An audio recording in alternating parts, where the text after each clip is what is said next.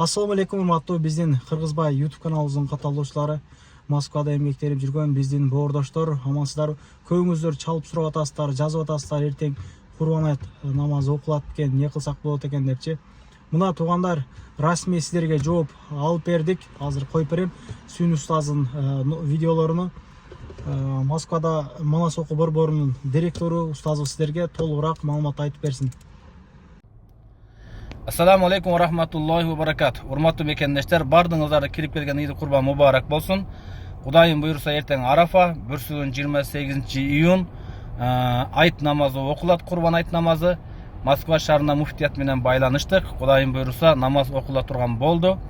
28-июнь эрте менен эрте барып, орун алып, намаздарыбызды окушты Алла насип кылган болсун. Окуган намаздарыбызды, кылган курбанчылыктарыбызды Аллахым кабыл кылган болсун. Ассаламу алейкум ва рахматуллахи ва баракатух.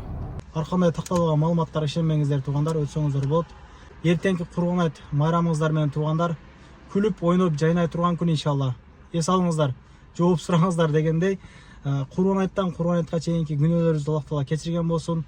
Менден кеткен болсо, баарыңыздардан кечирим сурайм. Ушул убакка чейин туура эмес сүйлөп койгон болсом, мен де өз бардыгыбыз туугандар, ишиңиздерге ийгилик, тынч аман, тилеген ой максаттарыңыздарга жетишиңиздер. Бизде ошол 80-90% Москва жергесинен көрөт. Бардыңыздар ойлогон оюңуздарга, тилеген максаттарыңызга жетишиңиздер. Кыргызстанга барып, үй бүлөбүздөр менен жүрүш баарыбызга насип эткен болсун туугандар. Рахмат барыңыздарга туугандар. Кыргызбай эл кызматына боло бермекчи кыскасы. Дайым ушул кабарларды силерге айтып берем. Рахмат барыңыздарга.